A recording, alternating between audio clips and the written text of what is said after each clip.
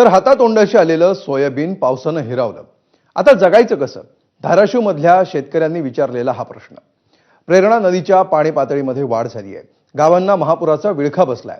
काढणीला आलेल्या सोयाबीनमध्ये पाणीच पाणी झालंय.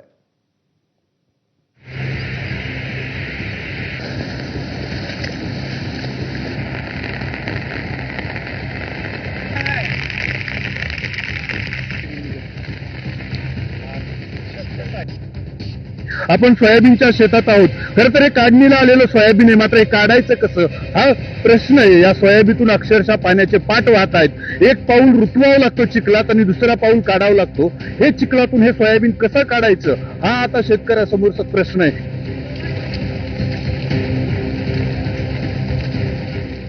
काय परिस्थिती रात्रीपासून पावसाची आणि सोयाबीनची काय परिस्थिती? मुख्यमंत्री साहेब, उपमुख्यमंत्री साहेब आणि मंत्रिमंडळ बघा ही काय आमच्या कर्माची फळं किंवा तुमच्या कर्माची. आज सोयाबीनला 30-35 हजार रुपये एकरी आम्ही खर्च करतो. सोयाबीन काढायचं कसं? पाण्याचं लोट व्हायला लागलेत. सोयाबीनला तर काय ही दाना फुगलेला नाही. अवस्था अशी इतकी बिकट आहे आणि तुम्ही आम्हाला शेतकरी 8,500 मदत करता. आमचा खर्च 30-35 हजार व्हायला लागलाय आणि आपल्याला लाजा वाटल्या पाहिजे.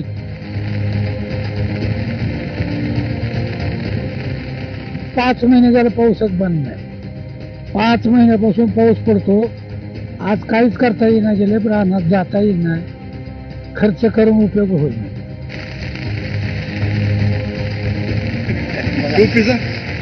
शेतकऱ्याचं नियोजनच सोयाबीनच्या पिकावर असतंय. दिवाळी, लेकरांच्या शाळेच्या फीस आणि पुढचे गहू, ज्वारी, हरभऱ्याची जी पेरणी असते त्या सोयाबीन मधून येणाऱ्या उत्पन्नावरच अवलंबून असते.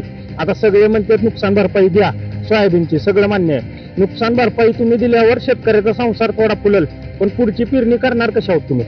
आता मी तुम्हाला ह्या झाडाच्या काही शांगा तोडल्यात, हे काही दाखवतो. ह्या काही उगवायला चालू झालं, ही उगवायला चालू झालं सोयाबीन झाडाला आहे असं. म्हणजे कसे तुम्ही करणार आहोत?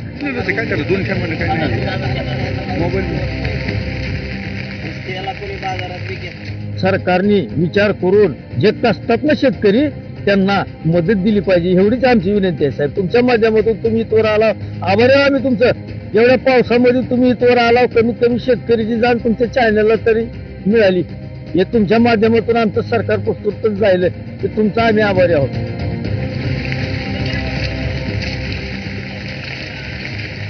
आमच्यान कोणी आलेलं नाही. आता आम्ही परवा मंडळाधिकाऱ्याला बोलवलं होतं, मंडळाधिकारी आले होते, पण वस्तुस्थिती अशा सारखा धुवाधार पाऊस चालू आहे.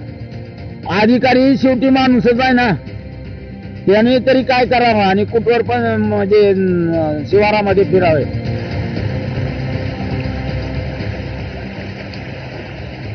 सरकारनं पुढे पेरणीसाठी ही मदत करावी, या पंचनाम्याची वाट पाहू नये आणि सरसकट मदत करावी अशी मागणी आता शेतकऱ्यातून होतीये. अप्पासाहेब शेळके, एबीपी माझा, धाराशिव.